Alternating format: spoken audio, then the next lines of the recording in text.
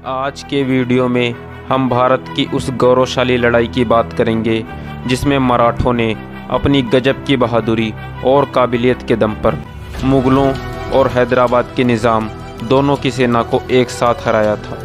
इस लड़ाई को जीतने के बाद मराठों का उत्तर भारत में डंका बज गया था और सबको यह एहसास हो गया था कि अब मुग़ल साम्राज्य बस नाम का साम्राज्य रह गया है।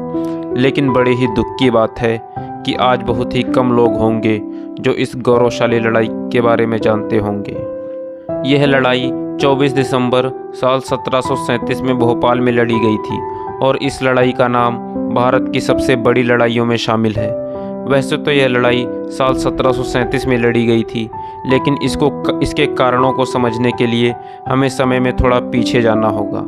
यह बात साल 1720 से शुरू होती है, जब बाजीराव को पेशवा बनाया गया। पेशवा बनने के बाद बाजीराव ने एक एक करके मुग़ल नवाबों को हराना शुरू कर दिया। पेशवा बाजीराव के समय में मराठों ने बहुत ही तेज़ी से मराठा साम्राज्य का विस्तार किया। पेशवा बाजीराव के बारे में कहा जाता है कि उन्होंने अपने 20 साल के कार्यकाल में 40 से भी ज़्यादा लड़ाइयाँ लड़ी थी और सारी लड़ाइयाँ जीती थी।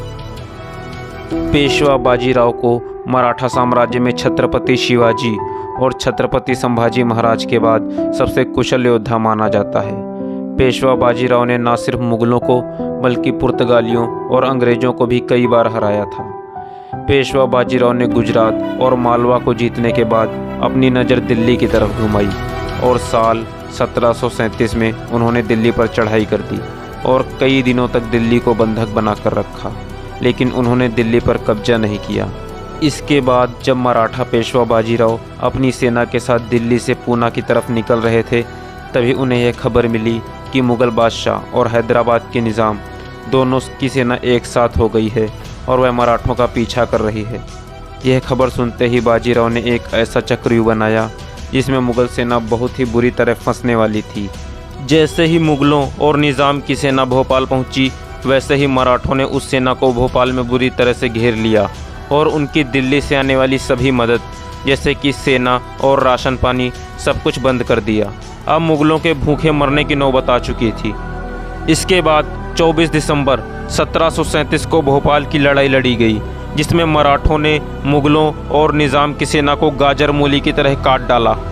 इस लड़ाई में हुई तबाही को देखकर मुग़ल बादशाह और हैदराबाद का निज़ाम दोनों बुरी तरह से डर गए और उन्होंने मराठों के साथ संधि करने का फैसला किया और लगभग 1 महीने के बाद मराठों और मुग़लों के बीच संधि हुई, जिसमें मुग़लों को 50 लाख रुपए मराठों को हर्जाने के रूप में देने पड़े। साथ ही अपने साम्राज्य का कुछ हिस्सा भी मराठों को देना पड़ा। इस संधि में हैदराबाद के निज़ाम को कुरान की कसम खानी पड़ी कि अब वह दूसरी बार कभी मराठों से गद्दारी नहीं करेगा और मराठों के नीचे ही काम करेगा।